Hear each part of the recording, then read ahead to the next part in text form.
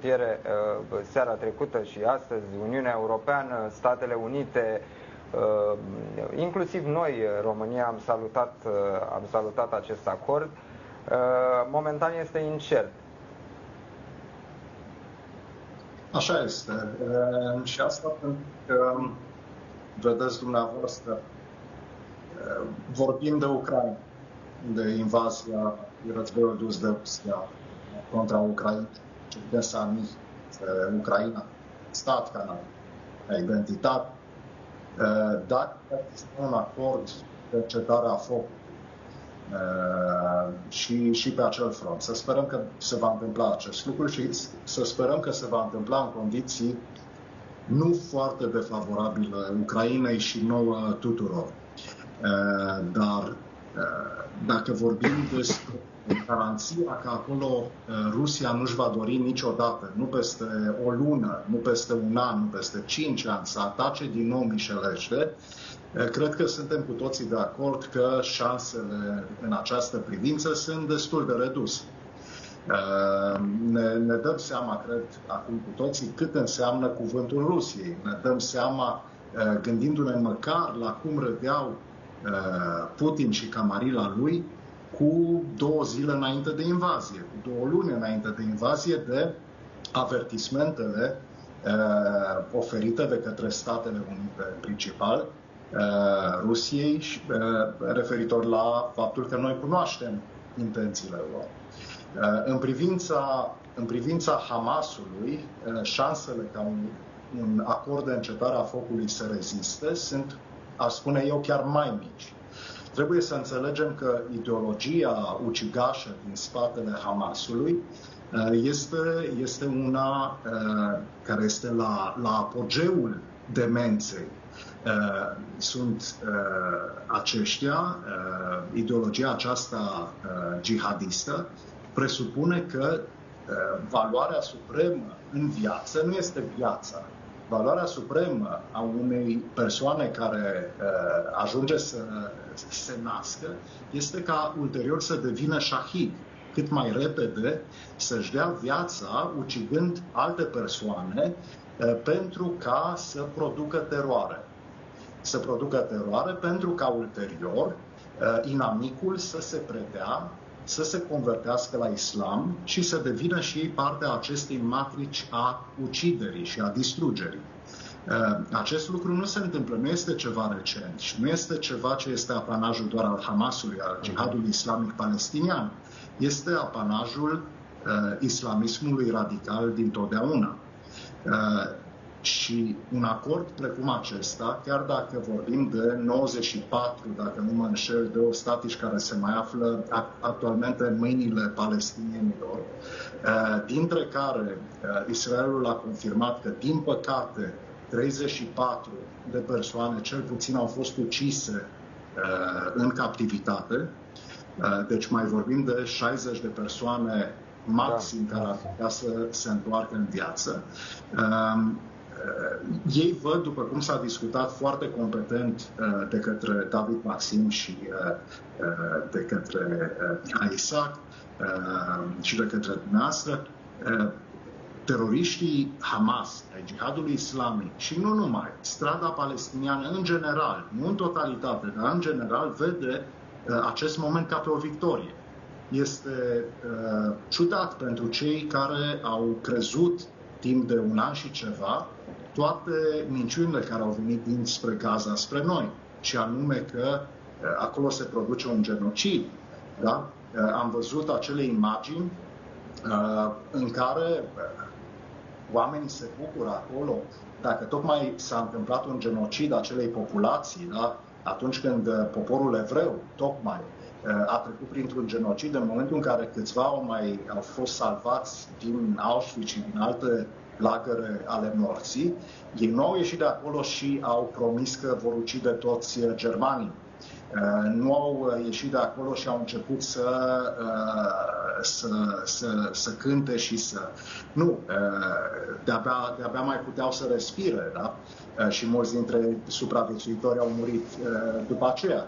Deci, revenind la întrebarea noastră, perspectivele ca acest acord să fie dus la bun sfârșit, așa precum a fost prezentată acea foaie de parcurs de către Steve Witkoff, sunt foarte mici, din păcate. Din păcate, spun, pentru ostatici, pentru familiile lor, pentru întregul popor israelian, pentru palestinienii de bună credință, care își doresc cu adevărat pacea, și de asemenea de rău augur pentru noi toți. După cum bine ați evidențiat mai devreme,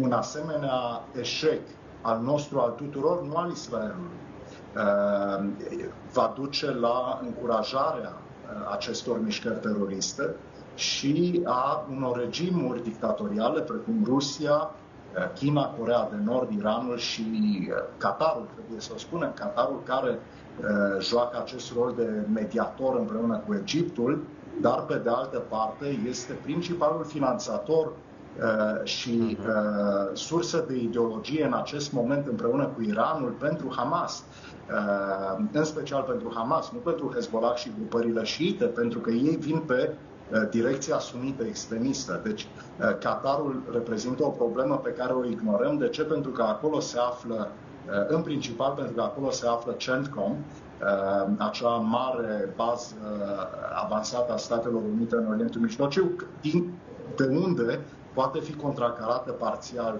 atât influența și planurile Chinei, cât și cele ale Iranului și într-o oarecare măsură și cele ale Rusiei.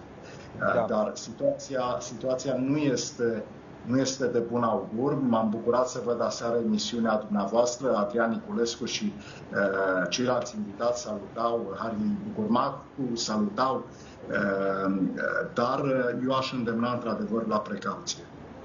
Da. Doriți să adăugați ceva? Da, este exact acest carusel, acest montanie rus al vieții în Israel.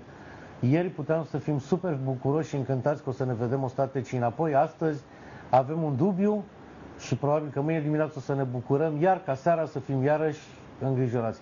Așa arată viața în Israel și trebuie să ai o anumită structură ca să poți să-i faci față. Dar cu sufletele noastre și în special cu sufletele familiilor, Hamas se va mai juca încă. Așa cum a făcut-o și la ultima eliberare de ostateci. În fiecare zi, altă poveste, altă problemă, de fiecare dată. Deci de asta spuneam că până nu-i vedem dincolo de graniță în Israel, nu credem. Avea dreptate domnul Bucurmacu.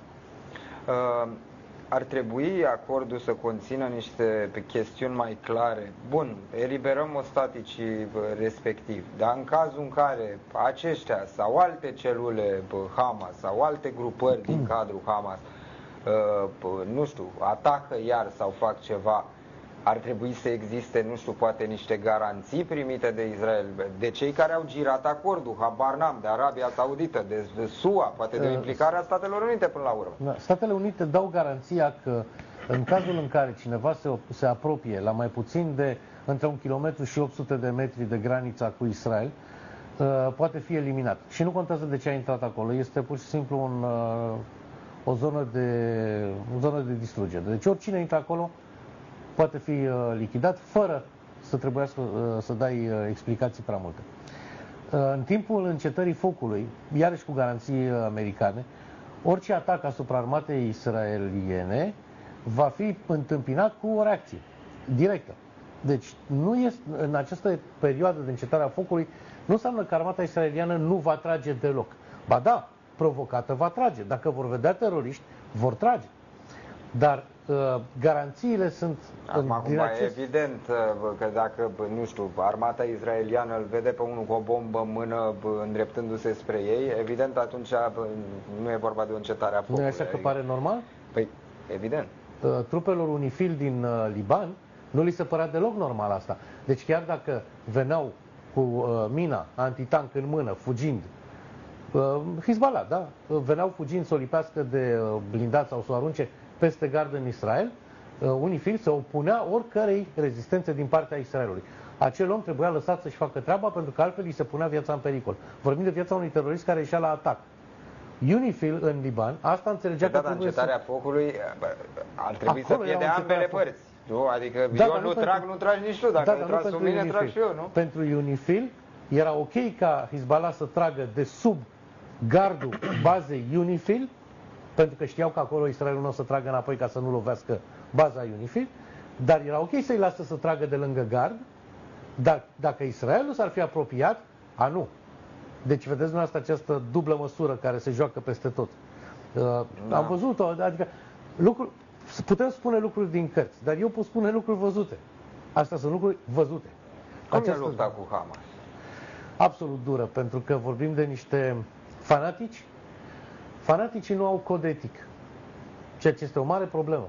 Să nu vă imaginați că soldații israelieni sunt niște Rambo. Absolut deloc. Nici n-au voie să fie.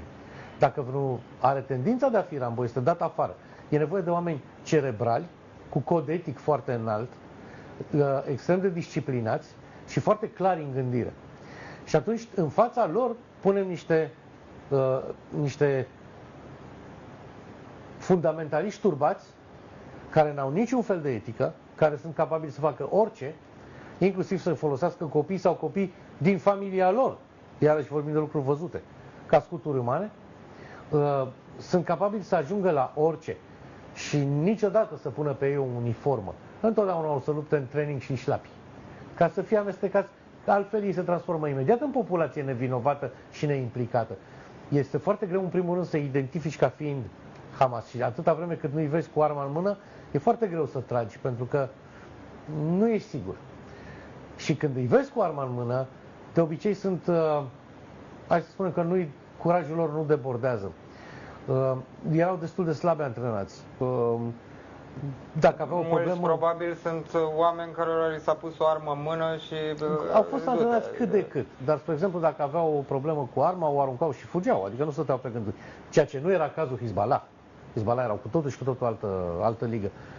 Nici n-aveau cum cei din Hamas să se antreneze prea tare, pentru că să te fi antrenat în Gaza devenea imediat vizibil sistemelor de supraveghere aeriene sau de pe graniță și nu erai lăsat să te antrenezi fără să fii atacat la un moment dat, pentru că toată lumea știa ce înseamnă asta. Și atunci și antrenamentele astea trebuiau să le facă pe ascuns. Acum și o armă face zgomot, nu poți să tragi cu ea. Faptul că au făcut niște tancuri din carton și sărbătoreau cucerirea tancului din carton, da, atâta vreme cât unul de carton nu trage în ei înapoi, e în regulă, dă foarte bine la televizor. Mai problematic a fost când, acum, spre exemplu, când au în față câteva divizii, nu mai sunt la fel de nu, da, față de momentele în care erați în armata izraeliană, acum un număr de ani, câți ani? Nu mulți. Un număr de ani. Când vedeți imaginile care vă vin în memorie și vedeți imaginile de astăzi, s-a schimbat în vreun fel lupta cu Hamas? Ca bază cu Hamas s-a schimbat odată prin introducerea... Nu știu, au devenit ei mai instruiți, un pic mai instruiți. Au altă tehnică? Tehnică au început să-și o construiască singuri, dar vorbim totuși despre, în mare, aceleași metode. Au mai multe rachete cu precizie mai mare, pentru că asta au primit de la cei care subvenționează. Ei, ca om în luptă, ei în sine, nu s-au schimbat foarte mult. Au un pic mai multă tehnologie, nu au mai multă curaj sau mai multă dârzenie, pentru că motivația din spate nu e foarte puternică, de obicei sunt bani, și nu-i văd luptând altfel. De altfel, eu am o mare problemă să-i numesc luptători. Pot să fac asta ca lumea să înțeleagă despre ce vorbesc. Dar ei luptători nu sunt niște teroriști. Și aici facem diferența netă.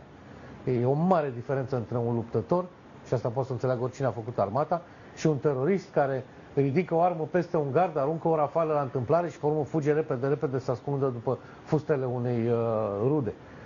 Nu, ăștia nu sunt luptători. Sunt pur și simplu niște fundamentaliști care fac multă gălăgie. Teroriști. Ce înseamnă pentru, să luăm două scenarii, ce înseamnă pentru Benjamin Netanyahu și pentru guvernul israelian în sine, dacă trece acordul sau dacă nu trece acordul? Bine, oricum Benjamin Netanyahu își joacă viitorul politic în orice scenariu. Cu siguranță un scenariu bun pentru Benjamin Netanyahu este în acest moment ca un număr cât mai mare de ostate să vină acasă. Sper ca numărul să fie mai mare de numărul de 60 pomenit de domnul Juvart și de domnul Maxim, dar în același timp trebuie să înțelegem faptul că 7 octombrie a schimbat pentru totdeauna statul Israel. Este clar că orice partid politic, nu contează, laic, religios, de stânga, de dreapta, care va participa la alegerile pentru Knesset sau la alte exerciții electorale din Israel, le va fi foarte greu să propună identificarea unei păci cu genul două state. Pentru că traumele provocate societății izraeliene de către pogromul de la 7 octombrie nu sunt încă vindecate și nu cred că vor fi vindecate cel puțin un deceniu. Și vedem inclusiv unitatea din spatele guvernului Netanyahu. Chiar dacă la suprafață sunt foarte multe declarații, proteste, totuși vedem că nu există o mișcare puternică contestatară în interiorul structurilor de securitate izraeliene, a armatei izraeliene, chiar dacă au fost declarații publice, chiar dacă au fost demisii provocate politic de anumite incidente sau de anumite interese, totuși vedem că Benjamin Netanyahu și-a consolidat puterea în Israel. În acest moment, prin venirea...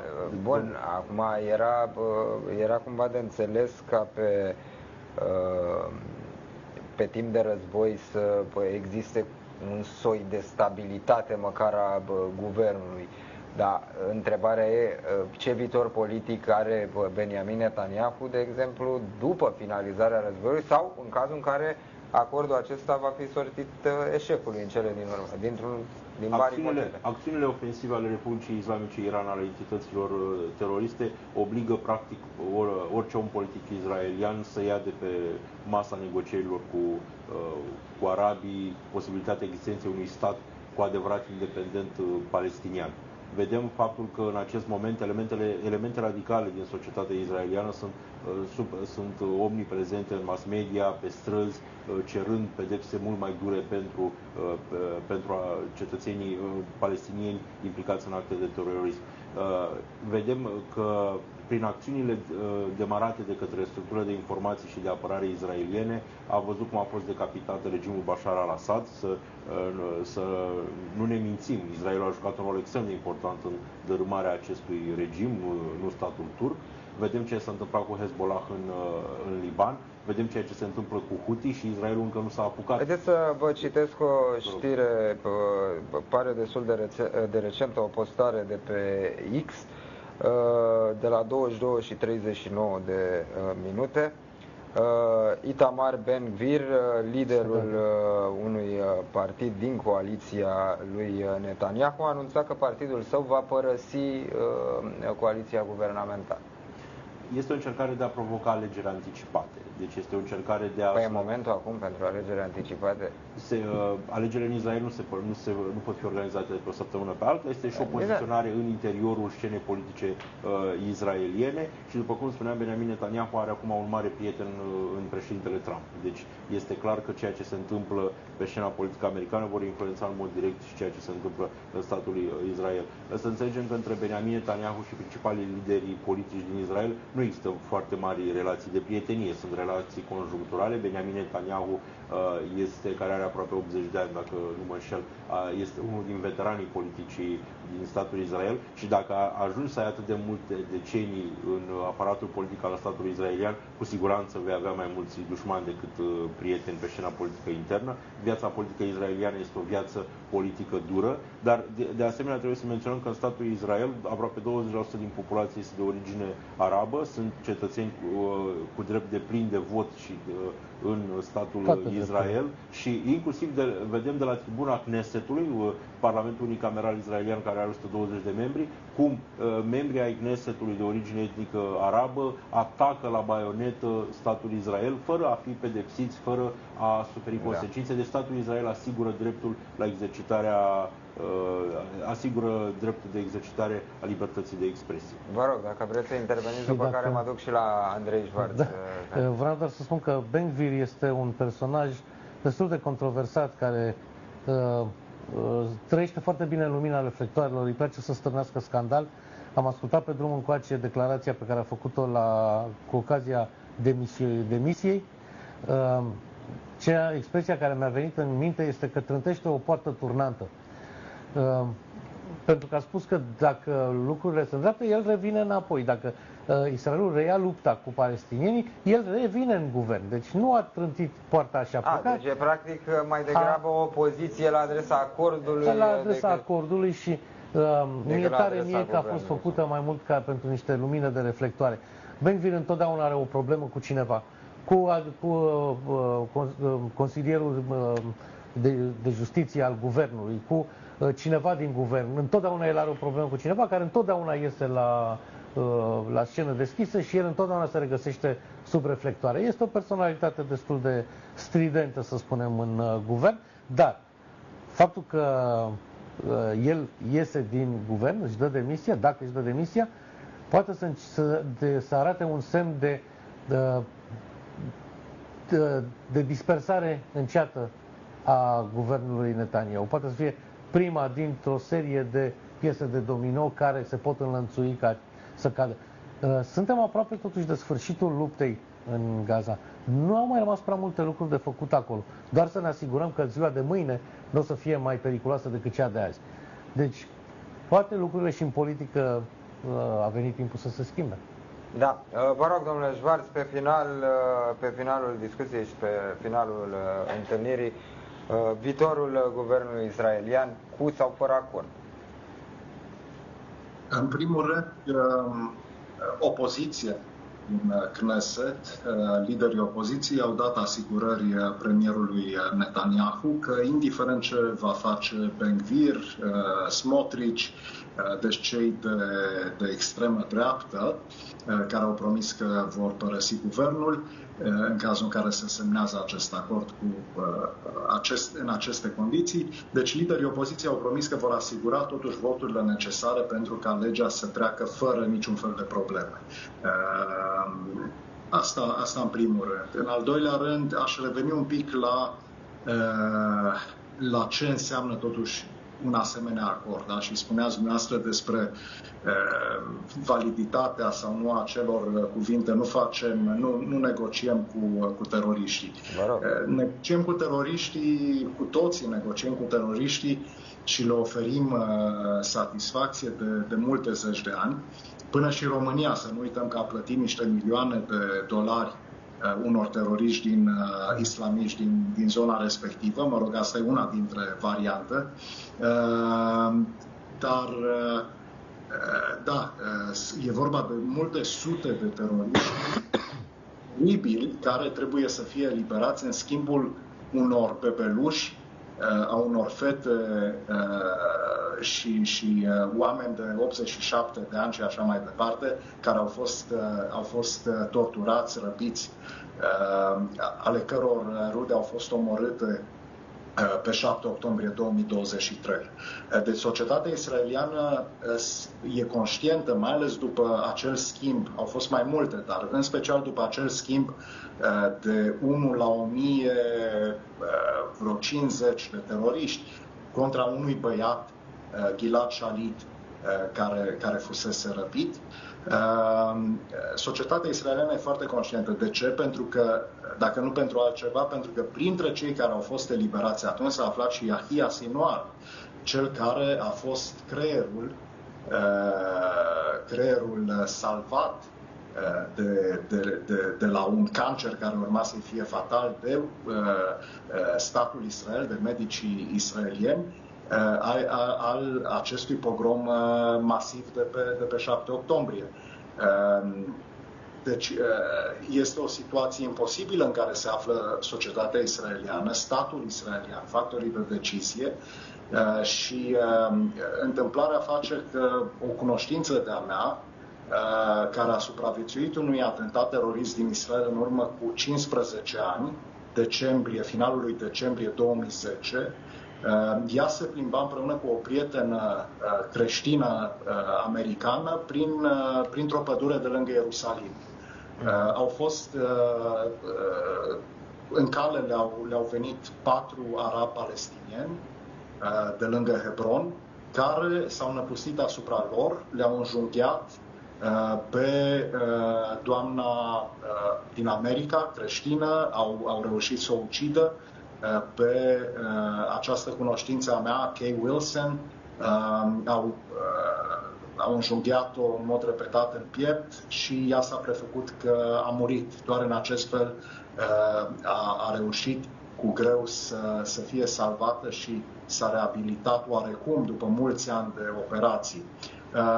Ea a fost anunțată în urmă cu câteva zile de către guvernul israelian că cei care au ucis-o pe prietena ei și care au rănit-o pe ea în mod foarte grav vor fi printre cei eliberați și că aceștia sunt printre cei mai inofensivi teroriști de pe lista respectivă. Deci situația este de asemenea natură și, din nou, nu este doar eșecul Israelului, este eșecul nostru al tuturor din lumea occidentală. De ce? Pentru că Israelul nu și-a atins obiectivele maximale propuse, distrugerea organizațiilor teroriste, tocmai pentru că mâinile au fost legate la spate de țările occidentale, ca urmare a presiunii unor grupări care sunt finanțate, coordonate de către Qatar, Iran, China, Rusia, nu întotdeauna coordonat, dar de multe ori independent. De ce? Pentru a afecta Israelul, care este văzut ca un avampost al lumii creștine, al lumii occidentale în zona Orientului Mijlociu. Bun, vă mulțumesc, domnule Schwarz. O să privim cu atenție în continuare ce se întâmplă și în Israel. N-am mai apucat să vorbim despre, voiam să vorbesc, să-l provoc puțin pe Mihai Isaac și despre discursul de adio al președintelui Biden. N-am mai apucat în această seară, dar invitația e deschisă pentru edițiile viitoare, eventual mâine. Așadar, doamnelor, domnilor, le mulțumesc invitațiilor și dumneavoastră celor de acasă pentru atenție. Mâine la ora 20 la Proiect de Țară România. Rămâneți cu bine, seară bună!